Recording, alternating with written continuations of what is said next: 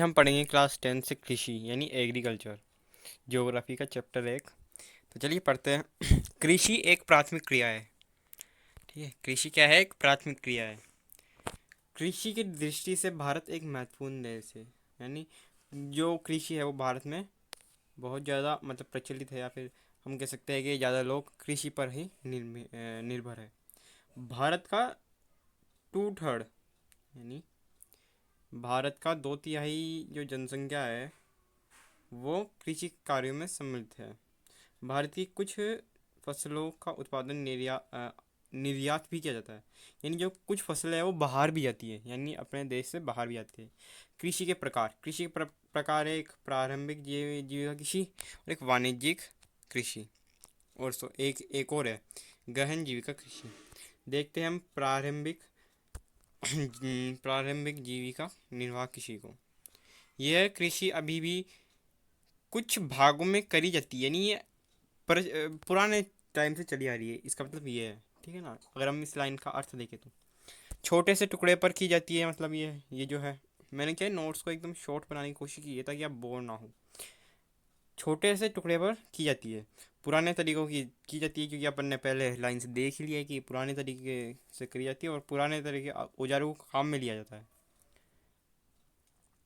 परिवार तथा समुदाय के कुछ लोगों की मदद ली जाती है और कृषि को करते हैं। यानी इसमें ऐसे नहीं होता कि बड़े बड़े बड़े बड़े मतलब बड़े बड़े श्रम जो मजदूर होते हैं उनको बुला करके फिर करी जाती है। इसमें परिवार के या फिर समुदाय के कुछ लोग आते हैं और वो साथ में मिलकर कृषि करते हैं, और जो भी होता है वो बांट लेते हैं। सिंचाई के लिए मानसून पर निर्भर है, कोई बड़ी बड़ी तकनीक नहीं है इनके पास, ना ही कोई बड़े बड़े पंप है जिससे ये लगा सके मतलब पानी, यानी सिंचाई कर सके। मृदा के उर्वरक नहीं डाले जाते, यानी उसमें उर्वरक नहीं डाले जाते, यानी मैन्योर यानी फर्टाइल नहीं करी जाती। वो जैसे है वैसे ही रहने देते हैं और उसी पे वो उग जाते हैं। इसकी एक बात और बताता हूँ मैं, कि ये उसी पे उग जाते हैं, इसमें कोई उर्वरक नहीं डाले जाते। जैसे इंग्रेडिएंट यानी कुछ, जैसे अपन किसी भी चीज़ जैसे डालते हैं फर्टाइल बनाने के लिए मिट्टी को, तो वो सब नहीं डाले जाते। इसे कर्तन दहन प्रणाली भी बोलते हैं।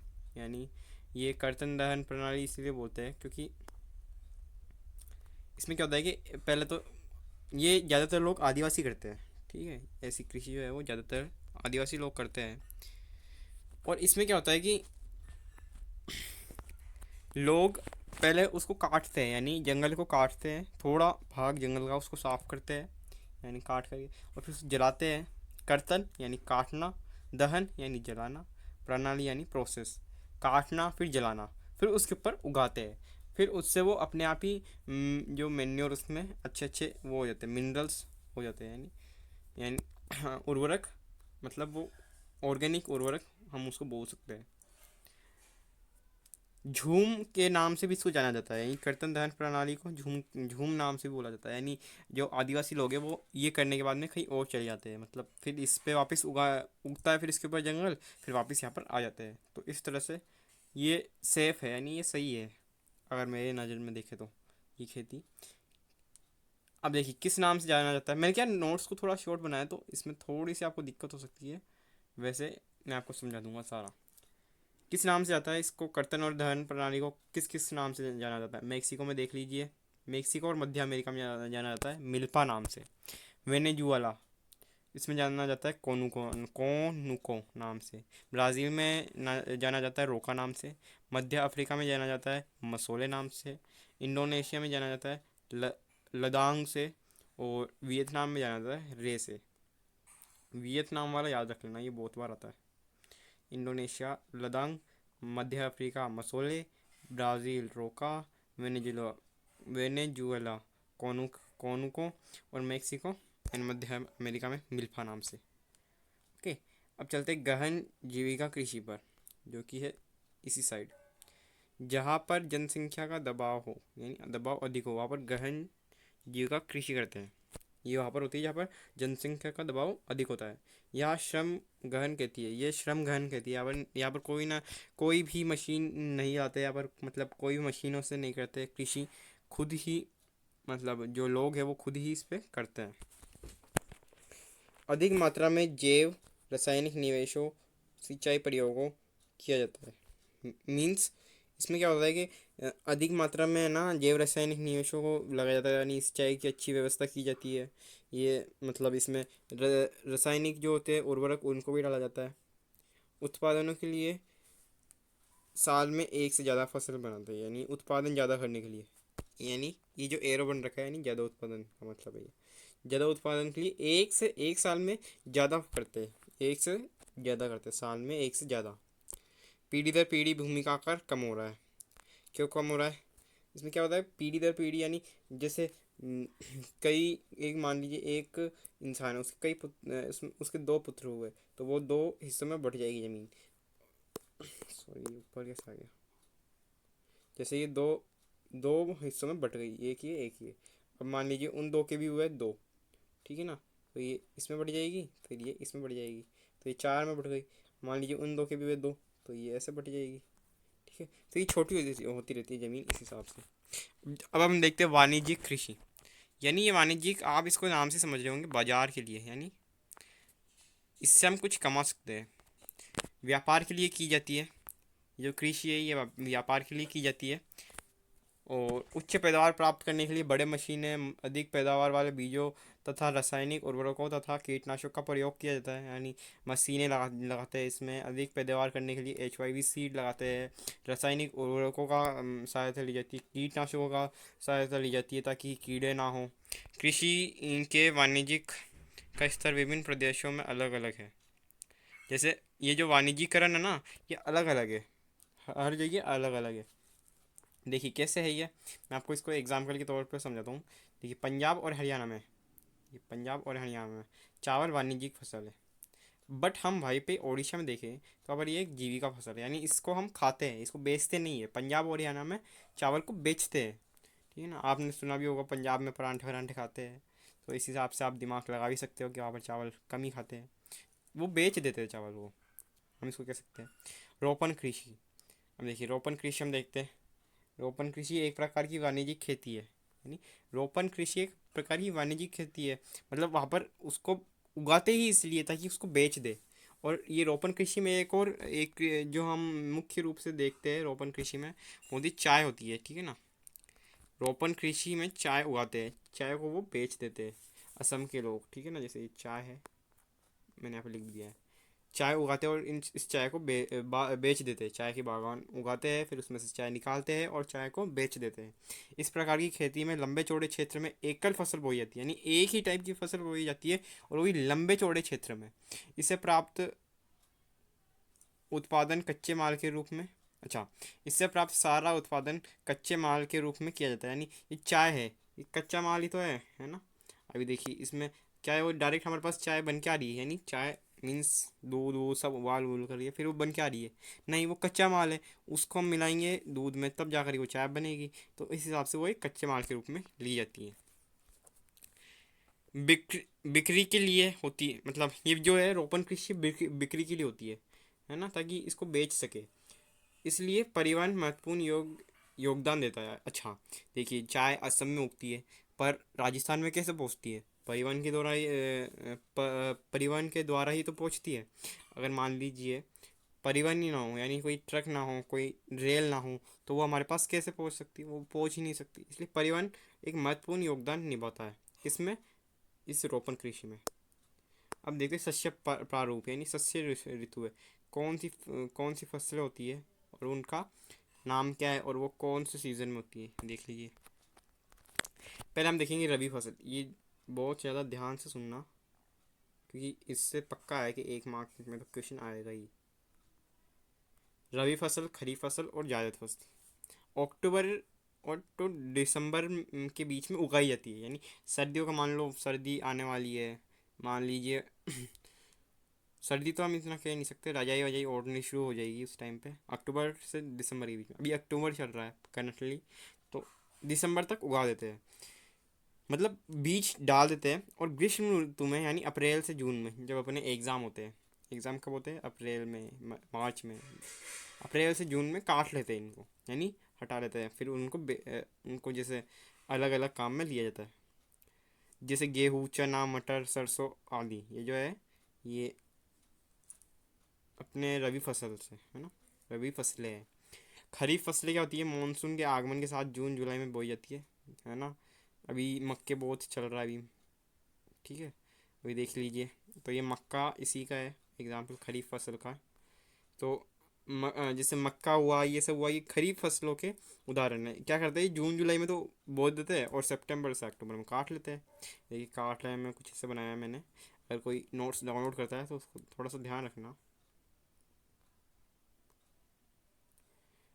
ये क्या हो गया, ओके तो चलिए इसको हम, हाँ अब सही हो गया। देखिए चावल, मक्का, ज्वार, बाजरा, अरहर, कपास, ये सब क्या है, खरीफ फसलों के वो है, उदाहरण है। तो इसमें ध्यान रख लिया, ये एक क्वेश्चन तो आएगा ही इसमें से। जैसे खरी रबी में क्या है, गेहूँ, चना, मटर, सरसों, ज्वार। ज्वार बोल सकते हैं हम इसको, शायद ज्वार होगा या नहीं होगा, देख लेंगे अब आगे चलेंगे तो। ज्वार वो सॉरी चावल, मक्का, अच्छा ज्वार इसमें आता है, खरीफ में आता है, ठीक है ना। चावल, मक्का, ज्वार, बाजरा, अरहर। बाजरा अपने राजस्थान में उगता है, ठीक है ना। अरहर, कपास आदि ये सब जो है ना, ये यहीं पे उगते हैं खरीफ। अब जायद क्या होती है, जायद होती है जब रबी और खरीफ के बीच का जो टाइम होता है उसके अंदर क्या होता है, जायद फसल उगाते हैं, ठीक है ना। जैसे रबी और खरीफ फसल ऋतुओं के बीच ग्रीष्म ऋतु में बोई जाने वाली जायद फसलें कहलाती है। जैसे तरबूज, खरबूजे, खीरे आदि, ये सब तो याद ही रहेंगे, ठीक है। अब देखिए मुख्य फसलें कुछ आते हैं अब, कुछ होते हैं खाद्य फसलें और कुछ होती है, अच्छा मैंने यहाँ पर मैंने यहाँ पर लिखना भूल गया। अखाद्य बोल सकता हूँ उसको, जो खाने की चीज़ नहीं होती, नहीं, खाने वाली फसल नहीं होती, वो सब अलग होती है। जैसे कि इसमें खाद्य फसलें क्या क्या है, अनाज, चावल, गेहूँ, मोटे अनाज, मक्का, दालें। ये देखो, ये क्या है, खाद्यान्नों के अलावा अन्य खाद्य फसलें, यानी खाद्यान्नों के अलावा अन्य फसलें। जैसे इसमें तो दाने होते हैं, इसमें दाने होते हैं, इसमें दाने होते हैं, इसमें दाने होते हैं, मोटे अनाज में दाने, मक्के में दाने, सब दाने होते हैं इसमें। पर गन्ने में नहीं होते, चाय में नहीं होते, कॉफ़ी में नहीं होते, तिलहन में नहीं होते। तो आप क्या है, इसमें से डिफरेंस जानने की कोशिश क्या करो, जैसे कि मैंने आपको डिफरेंस बताया भी। चलिए अब चलते हैं चावल पे। चावल क्या है, खरीफ फसल है।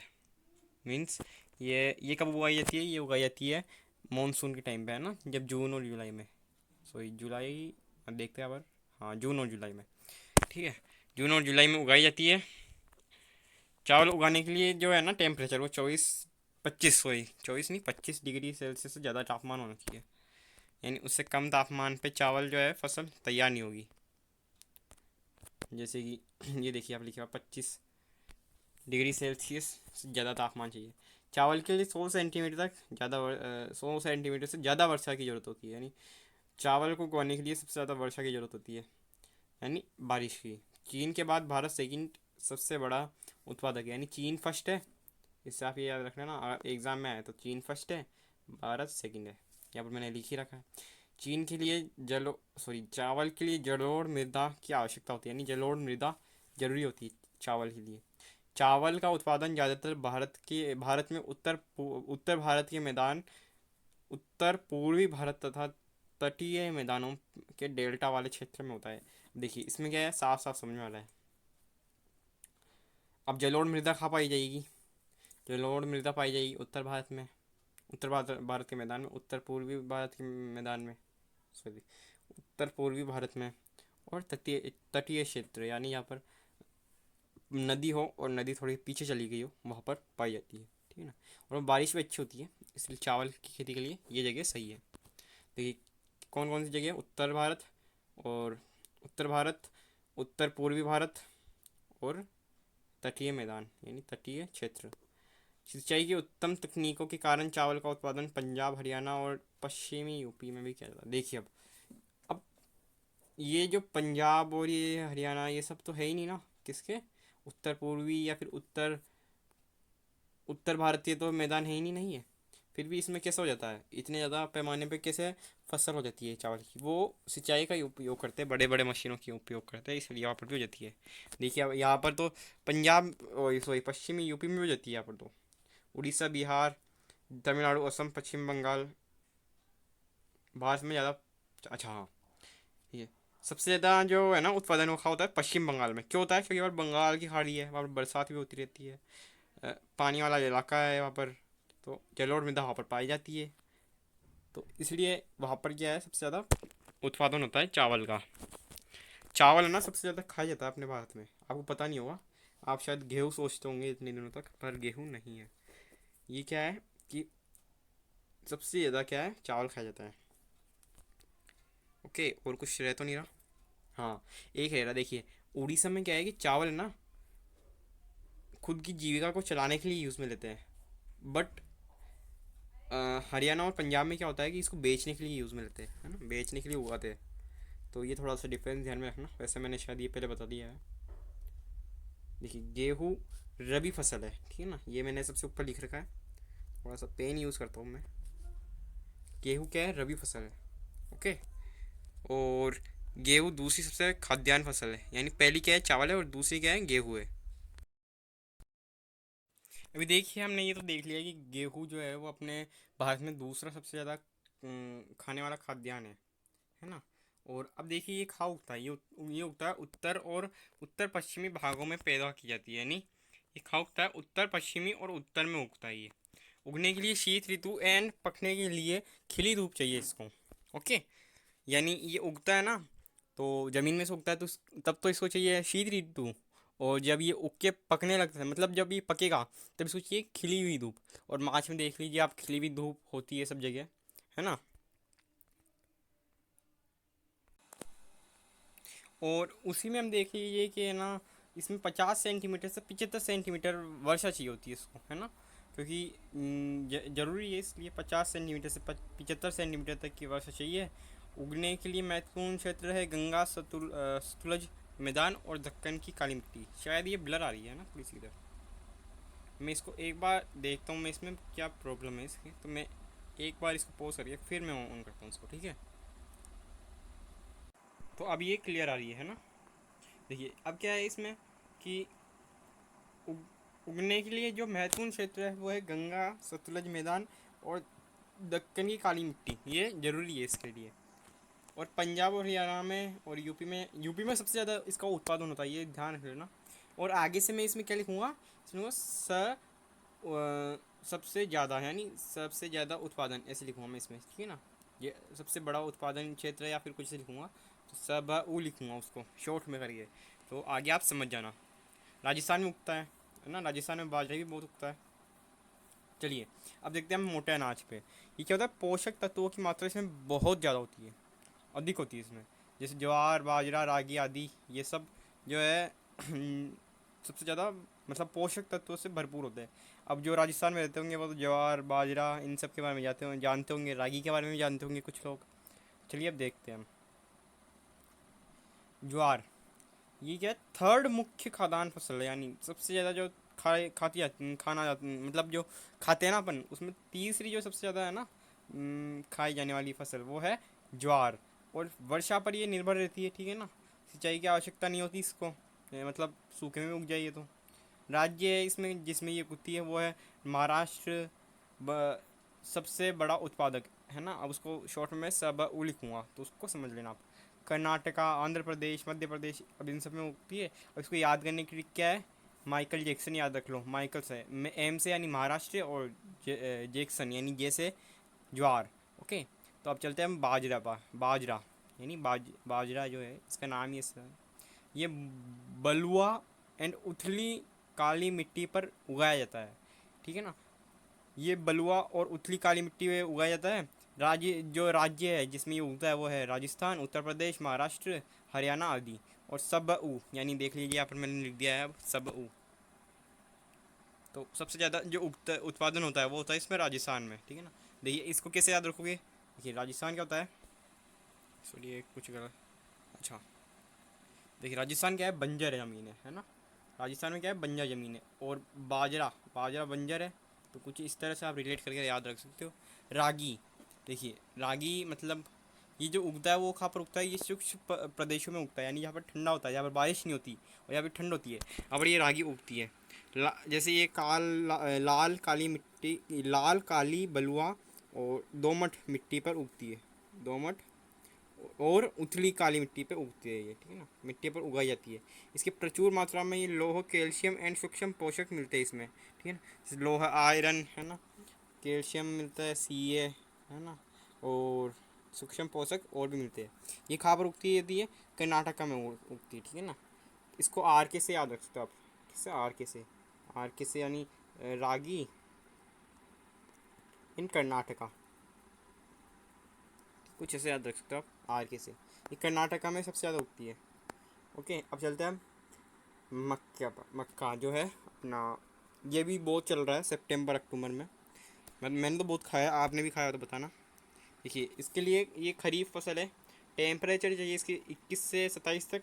ये एक ऐसी फसल है जो खाद्यान्न में चारा दोनों दोनों ही होती है, यानी इसको हम अगर काऊ को डालेंगे या फिर गाय को डालेंगे तब भी ये खा लेगी काऊ, है ना। तो ये दोनों तरह से सही है। अपन भी खा सकते हैं, गाय के लिए खाने के लिए भी सही है। ओके, ये पुरानी जलोढ़ मिट्टी यानी बांगर मिट्टी पर, यानी पुरानी जलोढ़ मृदा पर उगती है ये। HYV सीड आधुनिक प्रौद्योगिकी और निवेश से, ये ऊपर का जो साइन है ना, इसका मतलब है कि ज़्यादा हुआ है मक्का का, जो मक्का का उत्पादन है वो ज़्यादा हुआ है। जैसे ये कहाँ पर पाई जाती है? ये कर्नाटका में, MP में, UP में, बिहार में, आंध्र प्रदेश में। ये अरुणाचल प्रदेश नहीं है, आंध्र प्रदेश है। ओके ना, ये इसको मैं इधर ऐसे करके लिख देता हूँ, आंध्र प्रदेश।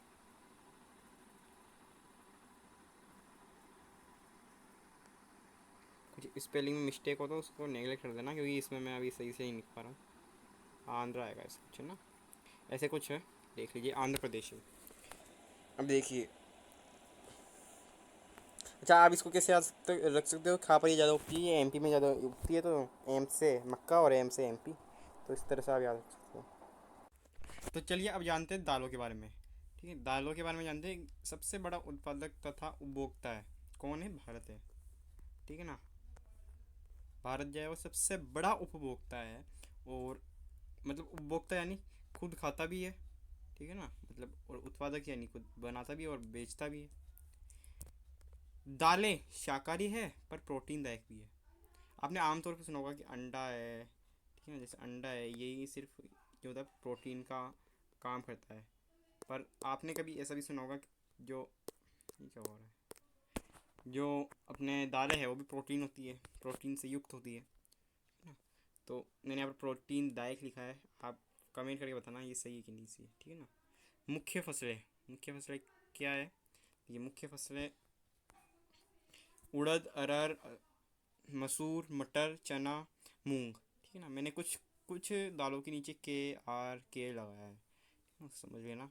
क्यों लगाया मैंने? खरीफ लगाया है, अरहर खरीफ होती है, मटर रबी होती है, चना रबी होता है, मूंग खरीफ होती है, ठीक है ना। ये सब जो है, ये कुछ फसलें है, दाल है, क्योंकि खरीफ या रबी है मैंने नीचे लिख दिया। जैसे कि अरहर खरीफ, मटर रबी, चना रबी, मूंग खरीफ। नमी कम बंजर ज़मीन पर उगाई जाती है, यानी नमी कम होनी चाहिए उसमें जहाँ पर हम उगा रहे, और बंजर ज़मीन पर उगा सकते हैं हम, ठीक है ना। दालों को आमतौर पर रोटेटिंग आवर्तन की तरह बोया जाता है, क्योंकि उपजा उपजाऊता बनी रहती है। अब देखिए, हम क्या है, कुछ जो फसलें होती है वो हम उगाते रहते हैं, जिससे उर्वरकता जो होती है अपने ज़मीन की वो कम हो जाती है। तो इसको बनाए रखने के लिए क्या करते हैं किसान, कि दालों को उगाते हैं। दालों से क्या होता है कि उसकी उपजाऊता रहती है। तो इसको जैसे पहले गेहूँ की फसल लगाया, उसके बाद में दाल की फसल लगाई, फिर गेहूँ की फसल लगाई, फिर दाल की फसल लगाई। तो इस तरह से क्या है कि जैसे रोटेटिंग इसको बोलते हैं, आवर्तन, ठीक है ना। राज्य कौन सा है? HP, ठीक है ना। HP यानी हिमाचल प्रदेश। सब ऊ यानी सबसे बड़ा उत्पादन जो करता है वो। गन्ना, देखिए, गन्ना क्या है? उष्ण एंड उपोष्ण कटिबंधीय फसल है, यानी मान लीजिए भारत है, ठीक है ना, ये असली में भारत ऐसा नहीं है, मान लीजिए भारत कुछ ऐसा है। और ये जो पार्ट है ना, इसको बोलते हैं हम उपोषण, उपोषण, ठीक है ना, उपोषण। मैंने यहाँ पर थोड़ा सा इसको इरेज कर देना, ये जो है ना उपोषण, और इसको बोलते हैं उष्ण। ओके, जो ऊपर वाला भाग होता है उसको ऊपर उपोषण बोलते हैं, और नीचे वाले को उष्ण बोलते हैं। तो ये दोनों जगह पे उग जाती है। टेम्परेचर चाहिए होता है 21 डिग्री से 27 डिग्री तक, और पानी चाहिए होता है, यानी बारिश चाहिए होती है 75 सेंटीमीटर से 100 सेंटीमीटर तक की। गर्मी और शुष्क के इलाकों में ये अच्छी तरह से उग जाता है, यानी जैसे ठंडे इलाके और गर्म इलाकों में आराम से उग जाता है ये। सिंचाई के मदद क्या है, गन्ने को बो सकते हैं, सिंचाई की मदद से गन्ने को बो सकते हैं। मान लीजिए कहीं पे सिंचाई, मतलब लीजिए मान लीजिए यहाँ पर बारिश आती ही नहीं है, वहाँ पर कैसे गन्ना उगाएंगे, तो वहाँ पर क्या करेंगे, सिंचाई की मदद से गन्ने को उगा सकते हैं। देखिए, हम वर्ल्ड के तौर पे बात करें तो फर्स्ट जो है वो ब्राज़ील है गन्ने का उत्पादक, और सेकंड जो है वो इंडिया है। एंड स्टेट में हम देखें तो यूपी जो है सबसे ज़्यादा गन्ना उगाता है। इससे क्या क्या बनता है, इससे बनता है चीनी बनती है, गुड़ बनता है, खांडारी, ये रुको, क्या है ये, खांड सारी। कोई जानता हो तो बताना, मैं जानता हूँ वैसे। हमारे यहाँ पर तो खांडारी बोलते हैं, पर ये खांड सारी लिखा हुआ है तो हम खांड सारी बोल सकते हैं इसको। अब हम आते हैं तिलहन पे। ठीक है ना, ये तिहन लिखा हुआ है, इसको तिलहन कर देना, जैसे कि तिलहन लिखते, तिलहन न, तिलहन कुछ इस तरह लिखते हैं, मैंने यहाँ पर तिहन कर दिया। 2016 के अनुसार दूसरा भारत है और फर्स्ट चाइना है, यानी तिलहन, तिलहन जिससे तेल निकाला जा सकता है उसको बोलते हैं तिलहन, तिलहन। ठीक है ना। और 2016 के अनुसार दूसरा जो है, सेकंड पोजीशन वो भारत है और फर्स्ट चाइना है जो कि प्रोड्यूस करता है। भारत का 12% भाग पर तिलहन है, यानी भारत के 12% जो भाग है ना, मतलब जो जो कृषि करते हैं उनमें से जो 12% है वो तिलहन की खेती करते हैं, यानी ऐसी चीज़ों की करते हैं, जैसे सरसों हुआ, तिल हुआ है, और भी कुछ है, जैसे कि देख लेना आप, आगे आएगा तब, और भी इस तरह के। देखिए यहाँ पर क्या होता है, साबुन जो बनाते हैं वो भी हम इन तेलों से बनाते हैं। श्रृंगार का जो सामान होता है वो भी तेलों से बनता है, और ये तिलहनी की फसलों से बनता है। ठीक है ना। खाने में भी उपयोग किया जाता है, जैसे कि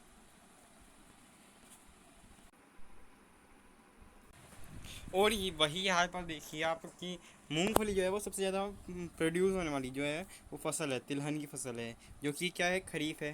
ठीक है ना। जैसे कि जो कि क्या है, खरीफ है, और ये गुजरात में सबसे ज़्यादा उत्पादन होता है इसका, गुजरात में। ठीक है ना। अलसी और सरसों ये रबी है। ठीक है ना। अलसी सरसों तो आपको पता है रबी है। अलसी मैंने भी नाम नहीं सुना, पर अलसी और सरसों रबी है। तिल उत्तर भारत में, ऊ भा जो लिखा है ना, उत्तर भारत में खरीफ है, और दक्षिणी भारत में रबी है। ये ध्यान रखना, इसमें से क्वेश्चन आ सकता है कि तिल जो है ना वो उत्तर भारत में तो क्या है, खरीफ है, और दक्षिण में क्या है, रबी है। ओके। आरंडी ऑल्सो, आरंडी या फिर हम अरंडी बोल सकते हैं, जो कि क्या है कि दक्षिण में तो रबी है, और खरीफ में क्या है, सॉरी, उत्तर भारत में क्या है, खरीफ है। चलिए अब चलते हैं हम चाय पे। चाय क्या है, रोपन कृषि है। ओके।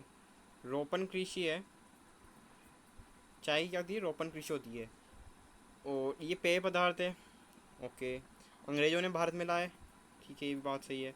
चाय उष्ण और उपोष्ण कटिबंधीय जलवायु में उगाई जा सकती है, मैंने आपको बता दिया था। ये जैसे भारत है, ये ऊपर का जो हिस्सा है वो उपोष्ण कटिबंधीय है, और नीचे का जो है उष्ण कटिबंधीय है। ओके।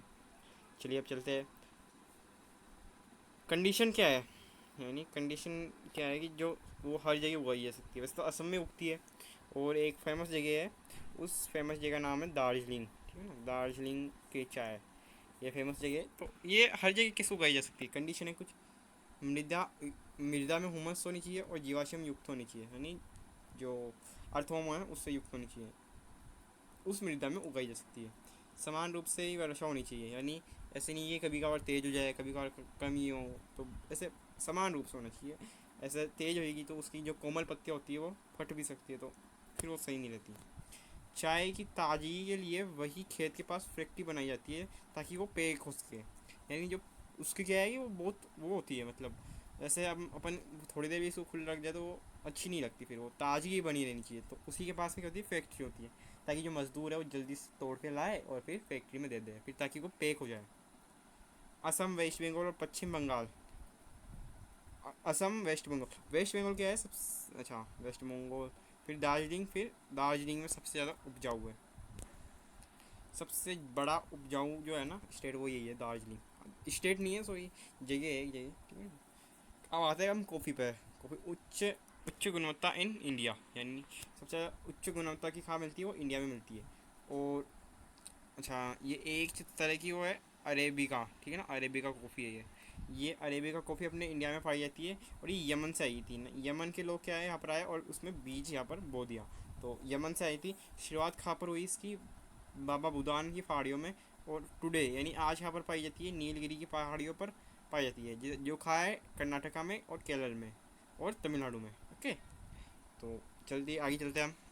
ये इम्पोर्टेंट है कि ये बाबा बुदान में सब शुरुआत कहाँ हुई थी? बाबा बुदान में हुई थी और पहाड़ियों से हुई थी, ठीक है ना।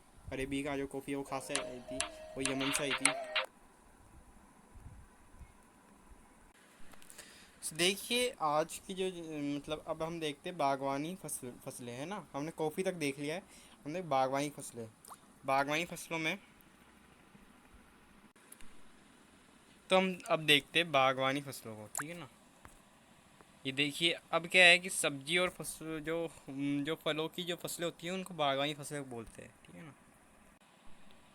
और जो सेकंड मतलब जो सेकंड नंबर पे है वो इंडिया है जो फसलों को उगाता है, और फर्स्ट नंबर पे है चाइना, ठीक है। भारत के मुख्य फसलें है ना जैसे नागपुर एंड चेरापूंजी में किस संतरे, केरल मिजोरम और तमिलनाडु के केले, मेघालय के अनानास, कश्मीर के सेब। ये जो है ये प्रसिद्ध जो है वो आपने सुने में होंगे, ये वो है, ठीक है ना। भारत भारत मटर, फूल गोभी, प्याज, बंद गोभी, मटर, टमाटर, बैंगन एंड आलू उत्पादन में प्रमुख स्थान है, ठीक है ना। भारत में क्या है, मटर, फूल गोभी, प्याज, बंद गोभी, टमाटर, बैंगन ये ज़्यादा उगते हैं। अब देखते हैं हम अखाद्य फसलें, जैसे कि रबड़, ठीक है ना, और क्या है, कपास, जूट, है ना। और इस थोड़ी ही देर में हमारा चैप्टर भी ख़त्म हो जाएगा। तो वीडियो ज़्यादा लंबी नहीं होगी, एकदम सिंपल एंड सरल में समझाया मैंने आपको। देखिए भूमध्य रेखा के पास ही उगती है ये, ठीक है ना। रबड़ क्या होता है, भूमध्य रेखा के पास ही उगता है, पर यहाँ भी उगा सकते हैं हम। मतलब अपना भारत जो है वो भूमध्य रेखा के पास नहीं है, इसलिए तो हम भारत में भी उगा सकते हैं। इसके लिए क्या है, कंडीशंस भी होगी कुछ। तो टेम्परेचर इसके लिए चाहिए होता है 25 डिग्री सेल्सियस से ज़्यादा, ठीक है ना। एरो का मतलब है ज़्यादा। वर्षा होनी चाहिए 200 सेंटीमीटर तक, ठीक है ना। और ये खरीफ होती है क्योंकि वर्षा की ज़रूरत है, इसका मतलब ऑब्वियस ही बात है खरीफ होगी। महत्वपूर्ण है ये कच्चा माल है। और देखिए खरीफ है ये तो बता ही दिया मैंने। ये महत्वपूर्ण कच्चा माल है जो उद्योगों में प्रयुक्त होता है, यानी ये जो है ना सबसे महत्वपूर्ण है कच्चे माल के रूप में, क्योंकि ये उद्योगों में जैसे वस्त्र बनाने में, कपास ये जैसे सूती कपड़े बनाने में ये सबसे ज़्यादा यूज़ होती है। स्टेट जो है खा पे उगती है, तो वो है केरल, तमिलनाडु, कर्नाटका एंड यानी अंडमान एंड निकोबार एंड मेघालय में गारो पहाड़ियों में उगाई जाती है, ठीक है ना। अब इन सब जगहों पे बारिश ज़्यादा होती है, इसलिए यहीं पे उगाई जाती है। रेशेदार फसलें, ठीक है ना। रेशेदार फसलें में क्या क्या आता है, कपास, जूट, सन, प्राकृतिक रेशम। देखिए प्राकृतिक रेशम कैसे बनता है ये कोकून एक कीड़ा होता है जो कि कहाँ पर उगता है, मलबरी पेड़ के हरी पत्तियों पर, ठीक है ना। ये वहाँ पर उगता नहीं है, सॉरी वहाँ पर रहता है। और देखिए यहाँ पर लिखा हुआ भी है। और ये क्या होता है, कोकून से प्राप्त होता है ये, ठीक है ना। कोकून का जो सलाइवा होता है उससे ये रेशम बनता है। और ये जो बाकी है मिट्टी में उगाई जाती है, ठीक है ना। रेशम उत्पादन कहलाता है क्या, जब उसमें मलबरी पेड़ की हरी पत्तियों पर कोकून को वहाँ पर बिठा कर यानी वहाँ पर पाल कर। अब इसमें देखिए आप जैसे कि मैंने आपको बता दिया है कोकून कैसे मतलब होता है, ये मलबरी पेड़ की हरी पत्तियों पर पाला जाता है, ठीक है ना। अब कपास देख लेते हैं हम। भारत मूल स्थान माना जाता है, यानी कपास को क्या है, भारत का मूल स्थान माना जाता है। और ये खरीफ फसल है, ठीक है ना। मैं आप साइड में लिखा हुआ भी है, पर वो शायद दिख नहीं रहा होगा, इसलिए ये देखिए खरीफ फसल यहाँ पर लिख रखा है। और देखिए क्या है, काली मृदा में दक्कन के पहाड़ों में काली मृदा खा पाई जाती है। ये काली मृदा में उगाया जाता है कपास को, ठीक है ना। और काली मृदा खा पाई जाती है दक्कन के पठारों में पाई जाती है। सूती कपड़ा उद्योगों में कपास एक मुख्य कच्चा माल है, ठीक है ना। सूती कपड़ा होता है उसमें मुख्य कच्चा माल है। भारत सेकंड और चाइना फर्स्ट है पोजीशन पे कपास उगाने के मामले में। कंडीशन चाहिए क्या, उच्च तापमान, हल्की वर्षा, सिंचाई तथा 210 पाला रहित दिन, खिली धूप की आवश्यकता होती है। अब 210 पाला रहित दिन यानी जब ओस ना हो, ठीक है ना। अब देखिए 6 से 8 हफ्ते में पकने के लिए चाहिए इसको। और स्टेट कौन से हैं जहाँ पर ये उग सकती है, महाराष्ट्र, गुजरात, मध्य प्रदेश और क्या है यहाँ पर, कर्नाटका, यहाँ पर आपको दिख नहीं रहा होगा, इसको मैं हटाता हूँ। कर्नाटका और एपी यानी आंध्र प्रदेश, अरुणाचल प्रदेश नहीं, यहाँ पर आंध्र प्रदेश है, और यूपी, पंजाब, यहाँ पर क्या है सबसे ज़्यादा उत्पादन, ठीक है ना। जूट, जूट को हम सुनहरा रेशा भी कहते हैं, और बाढ़ के मैदान में उगाया जाता है। उर्वरक मिट्टी होती है जहाँ पर, उसमें उगाई जाती है, जहाँ नई मिट्टी जमा हो जाती है, ठीक है ना।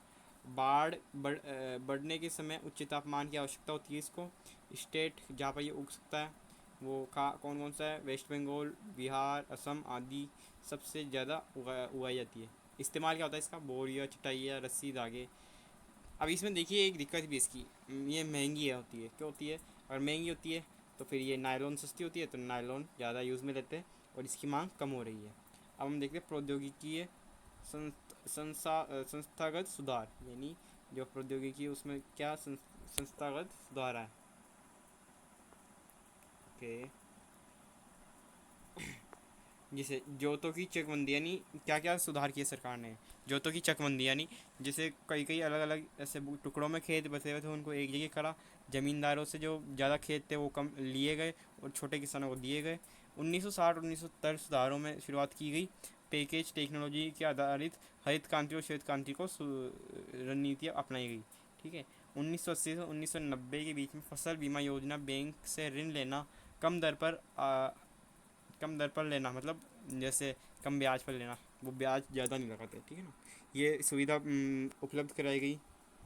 अगर बाढ़, चक्रवात, सूखा या आग से फसल खराब हो तो मुआवजा देने का भी हुआ, और आदि शुरू किए गए। किसान क्रेडिट कार्ड एंड व्यक्तिगत दुर्घटना बीमा योजना यानी PAIS भी शुरू किया गया। यानी अगर मान लीजिए किसी की डेथ हो जाती है तो उसको आर्थिक सहायता दी जाएगी। दूरदर्शन पर आकाशवाणी के द्वारा मौसम की जानकारी दी जाने लगी। अभी भी एक चैनल आता है DD किसान दूरदर्शन में, जिसके घर पे दूरदर्शन DD फ्री डिश होगी वो जानता होगा। तो ये सब शुरू हो गई ताकि है ना जो किसान वो उसके लाभ ही हो, कोई नुकसान ना हो। ये क्यों किया जा रहा था, ये इसलिए किया जा रहा था क्योंकि आने वाली पीढ़ी जो है वो किसान बनना ही नहीं चाहती, इसलिए जो है ये सब कुछ चीज़ें कही जा रही थी।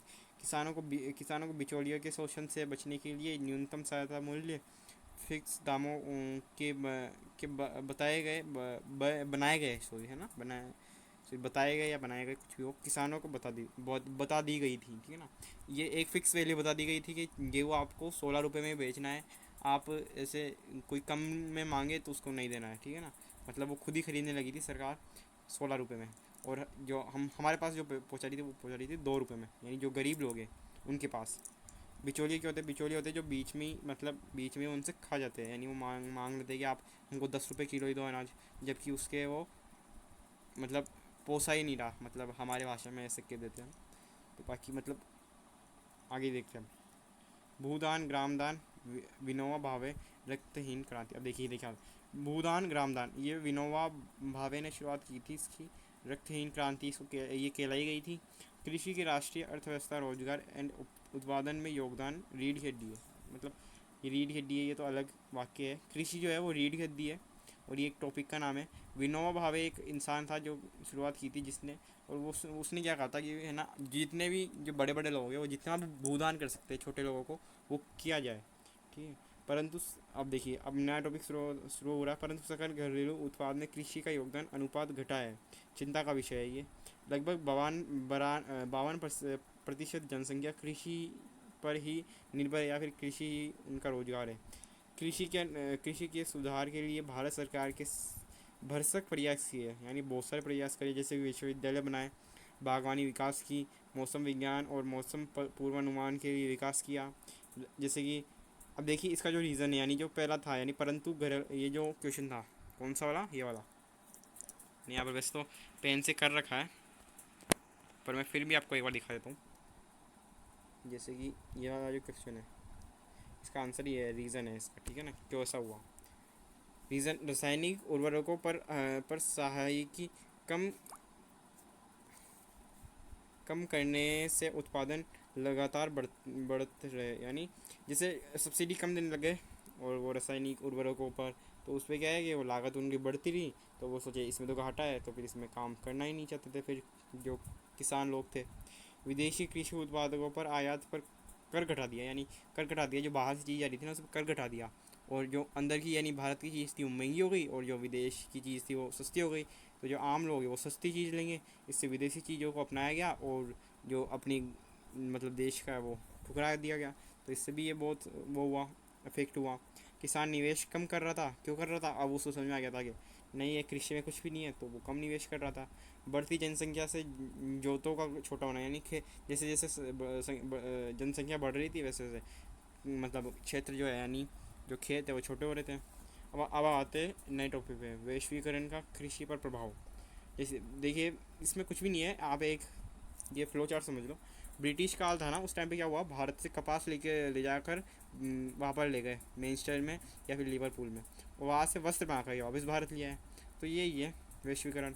अब देखिए 1917 में बिहार में चंपारण आंदोलन क्यों हुआ था, ये नील की खेती करने के लिए दबाव दिया गया था, इसलिए 1917 में चंपारण आंदोलन हुआ था। भारत में खाद्य सुरक्षा।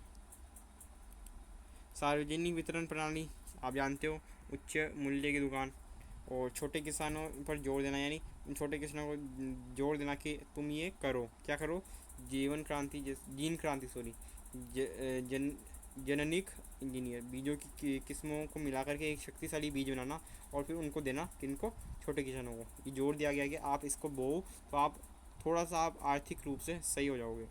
उर्वरकों को तथा कीटनाशकों को के बिना खेती करने के लिए बोला गया।